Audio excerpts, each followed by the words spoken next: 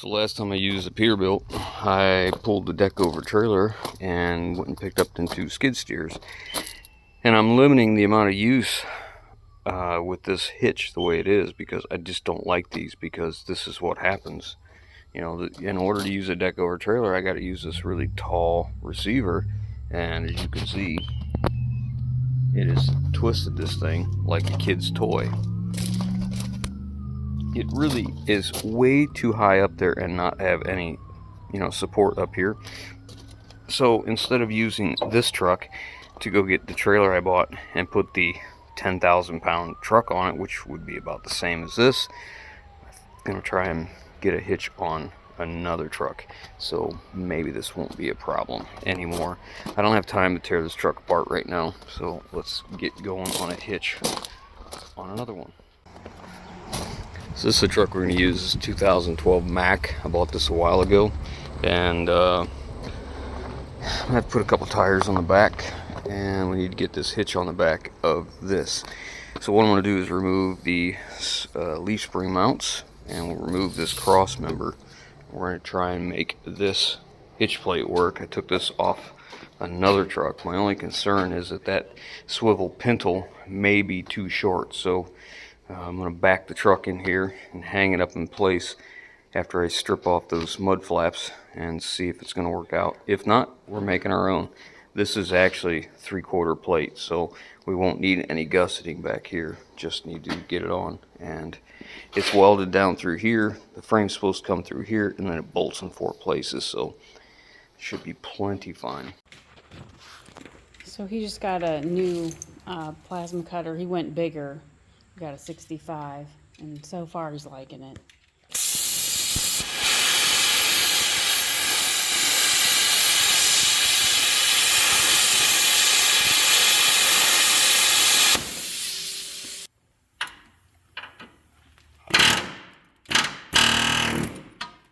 Well, he was hoping to take this out, like turn the cockeyed and get it out, but it just won't come out. So he's just going to cut it.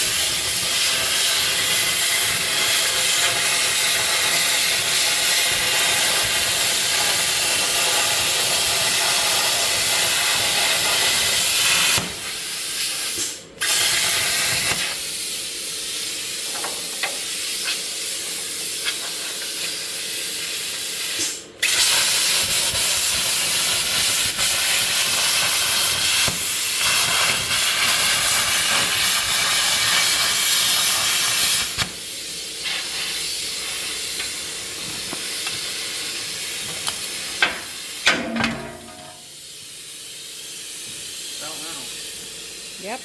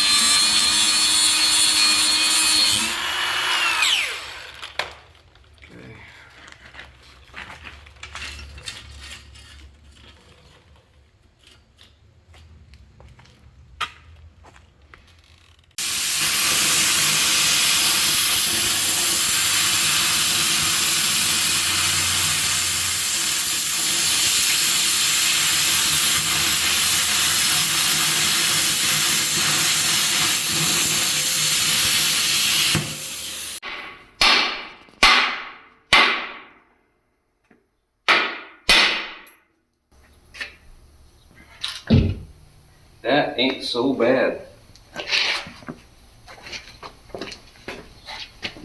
Oh, what's out of there? You're beating on it and I heard ding ding ding ding. Well, it's in.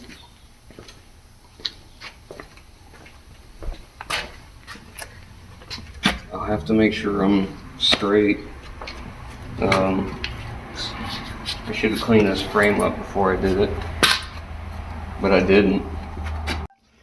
Well, I've got this all cut and cleaned up and ready to go, and I've cleaned up the frame where we're going to weld it on the inside and on the bottom. So I'm going to slide this thing in. Now you can see this is a taper like this, so in order to get that plate in, we can't come in straight because it's too tall. We need to come in at an angle, slide it in, straighten it up, and pull it back. But I've test fit it, and I think we're okay. And I went ahead and took a wire wheel to the back side of this so we can give it a aerosol overhaul at some point. So you can get that. Yeah, this truck's never been detailed, so somebody's up there cleaning it out for us. Say hi, lady. Hi, lady. So I want the frame sticking out enough here that I can weld this without melting this off completely. So we're going to leave 5/8 of an inch around here. We'll get welded all the way around like this, and same thing over here, and then we'll be able to get the inside here up to this part. We just won't be able to do this part. That'll be all right. Same thing over here. And I've got my magnetic square on the plate, and we're matching it to the frame because we want to make sure we're, you know, at the right 90-degree angle here so our plate is straight. And I'll get another one and do it on this side because unfortunately when they welded this, apparently something got a little hot and pulled a little bit, but it'll be close enough. It's just off ever so slightly. I got the first weld in here and here, and if you're wondering why it looks like that, that's a dual shield method. So we are using a shielding gas with a special flux core wire that's intended for dual shield, meaning you're using the flux core wire plus a shielding gas, and it allows that weld to cool much slower. Therefore it can flex a lot more, or it can, I can't remember the word for it, but it can take a lot more stress before it cracks compared to a traditional short circuit MIG. So now I'm just waiting for it to cool just a little bit because I did the inside first, and it heats up this rail, this frame here, and I don't want to melt that off. So I'll let it cool just a little bit. I did this side first, then I did this side, so on the outside I'll do this one next. Yeah, she hot. Okay, let that cool a little bit. I want to get in here on the edge so we're kind of wrapped around. So I still have just the bottom to do. Look, the flux just fell off of that one. Off some of it. I'm not sure where. Oh, little piece right there. I'm just going to let it cool. I like to take that off, but I'm just going to let that cool this time. I need this to be good and strong. As strong as I can get it. Then after we're done welding, we'll drill these holes.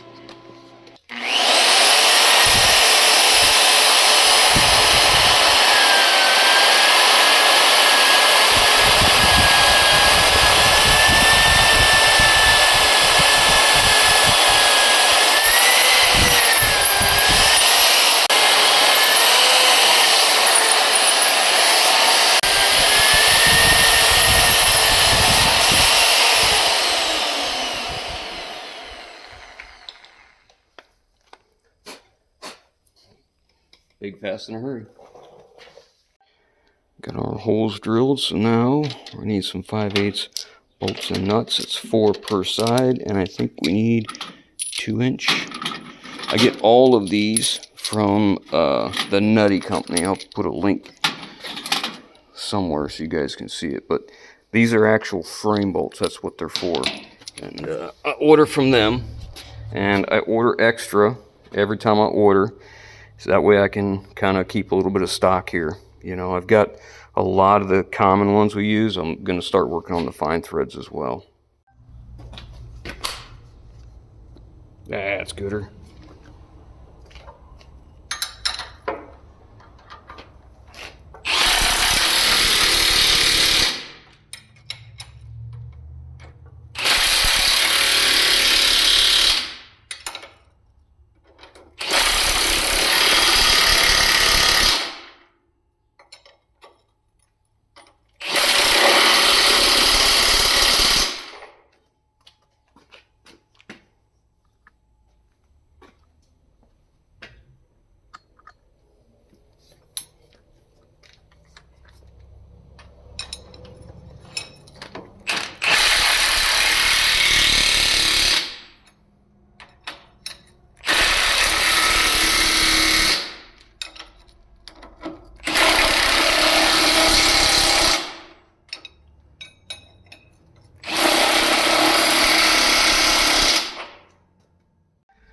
We're all tightened up here, so we still have lights we got to put on here and mud flap brackets. I'm not really crazy about putting mud flap brackets on here, but there is 2 holes in this that had the old stationary spring-mounted mud flap spring things, whatever. I'm going to see if I can find a couple of them. Maybe we can just do the same thing. Moving along. Got my mud flap bracket up here. Get this in real quick. Shouldn't be a big deal. We got a nice new clip to go with it. Go underneath here in that hole. Go around this way. Perfect. Don't. Well, it's an improvement. It'll be just fine. They're mounted kind of high. I would rather them be down lower, so when the trailer comes around, it doesn't grab the corner of it and bend it all up. So they really could be mounted lower, and we cut that mud flap down, or a mud flap, whatever.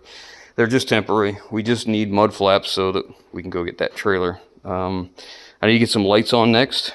I don't want to do anything elaborate right now. I just want to use some simple old truck lights and bolt them to the side of here. I just need to get the mud flaps on to see where I can put them, what will work, what won't. But I'm just going to drill through the side plate here and kind of tuck them back a little bit so they're like maybe flush right in here.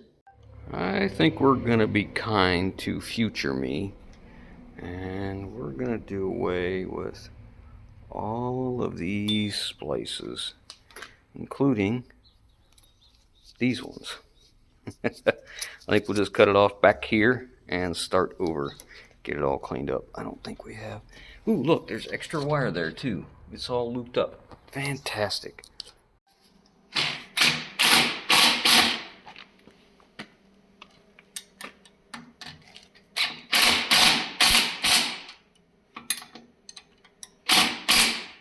This is just a cheater setup. These hoses and lines are so long. I just draped them to the rear, and I just quick made this jumper female to female so we could plug into. Just plug the trailer in here, and then we'll just hook our hoses up here, because I wasn't going to put glad hands on this right now, because in order to have 2 sets of air lines, you have to have a way to shut one set off while you're using the other. And I want to get the 3-way air valves so I can just literally move the position of one valve on a handle instead of having 2 separate sets of valves, if I can. This will be good for now. It'll work just fine. Maybe not, you know, the best, but once we get the trailer home, I can make changes, because I would like to have the glad hands, and these ones just screw right into this paint, into these threaded chase nipples, but I would rather have them that swivel so they don't break, but we'll see what we can get. We're taking this wind deflector off today before we head out. We got some rust up here we'll have to deal with. What do you think? I think this motor can support me? Yeah, This plastic valve cover, whatever it is. I think so.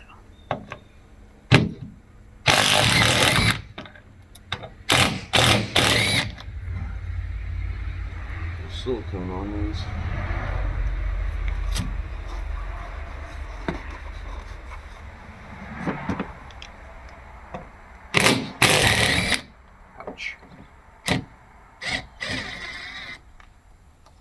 Manufacturers love their torque spits, don't they?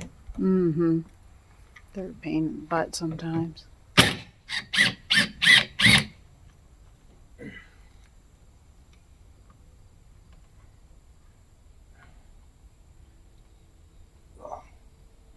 Now, because the cab lights are in this air dam, we won't have cab lights today, but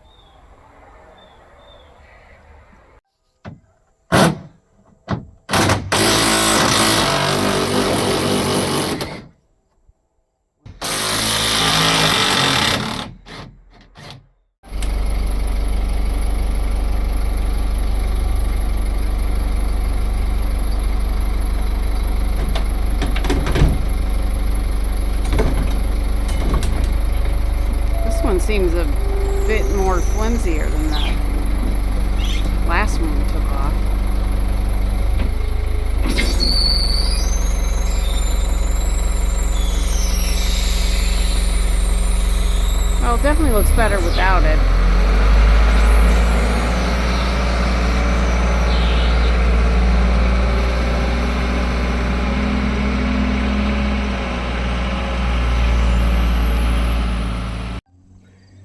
Ooh, that's gonna need attention sooner than later. I'm gonna have to knock that off, get some OSPO on here, so it's not gonna bubble away and rust through the top.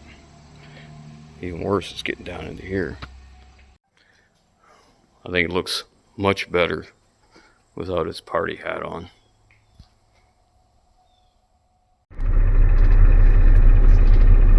Man, look how clean this Mack is. It's so clean, I had my wife put cardboard on the floor so I could drive it. She does amazing work, don't she? This truck is so clean. Not all that work is done, or at least good enough. We got to get in the Mack and get out of here. We got to go pick some stuff up. So next video, check it out. You'll see what we actually got and what we're picking up. Thanks for watching. Hope you enjoyed. Catch y'all next one.